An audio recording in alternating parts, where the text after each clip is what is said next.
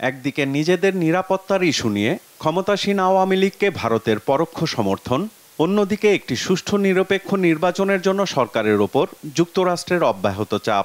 এমন একটি প্রেক্ষাপটেই অনুষ্ঠিত হয় গেল ৭ জানুয়ারির নির্বাচন পূর্ববর্তী যুক্তরাষ্ট্রের তৎপরতায় বিএনপি নেতৃত্বাধীন চলমান এক দফা আন্দোলনের পালে কিছুটা বাতাস পেলেও নির্বাচন পরবর্তী সময়ে তা অনেকটাই থিতু হয়ে আসে।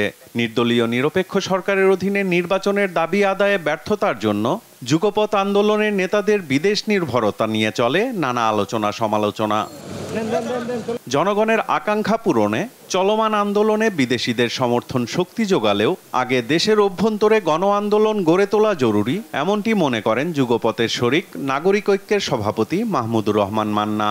মানুষ কিন্তু আওয়ামী লীগের কাছে যাচ্ছে না, আমাদের কাছে আসে। সেই জন্য আমরা বলছি যে এই গণ আন্দোলনটা গড়ে তোলবার এখনো সুযোগ আছে। সেটা যদি গড়ে তুলতে পারি তাহলে আন্তর্জাতিক এই শক্তির ব্যালেন্স চেঞ্জ হতে বাধ্য। একটা আন্দোলনে যদি পরিবর্তন হয়, এই যে দেখেন মালদ্বীপে মুইজ্জু, ভারত সব তাদের কথা মতো চলতে হচ্ছে না এখন। তা আমরাও যদি দাঁড়িয়ে যেতে পারি, why we care for even America, মানে আমি বলছি ইন্ডিয়াকেও কেয়ার করার দরকার নেই, আমার চীনকেও কেয়ার দরকার নেই। আমি আমার দেশের ব্যাপারেই কেয়ার করছি। তারপরে তোমাদের সাথে যাদের যাদের মিশবে তাদের সাথে আমার সম্পর্ক হবে। এরকম জায়গায় আমি ইজিলি থাকতে পারি, নির্ভর করছে আমি দেশের আন্দোলনটা গড়ে তুলতে পারছি কিনা। বিএনপির এই ভাইস চেয়ারম্যানও মনে করেন পরাশক্তিগুলো নিজেদের স্বার্থে একটি দেশের যে কোনো ধরনের সরকারের সাথে সম্পর্ক বজায় রাখলেও তাদের সমর্থন আদায়ে আগে গণ আন্দোলন গড়ে তোলা জরুরি। এখন বিএনপি দল গুছিয়ে আরও বৃহৎ জনগোষ্ঠীকে যদি আন্দোলনে সম্পৃক্ত করতে পারে, কূটনীতির কোনো সমস্যা হবে না।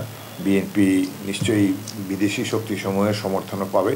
তবে বিএনপিকে নিজের পায়ে দাঁড়াতে হবে এবং নিজের শক্তিতে, জনগণের শক্তিতে এই ফ্যাসিস্ট সরকারকে পতন ঘটাতে হবে।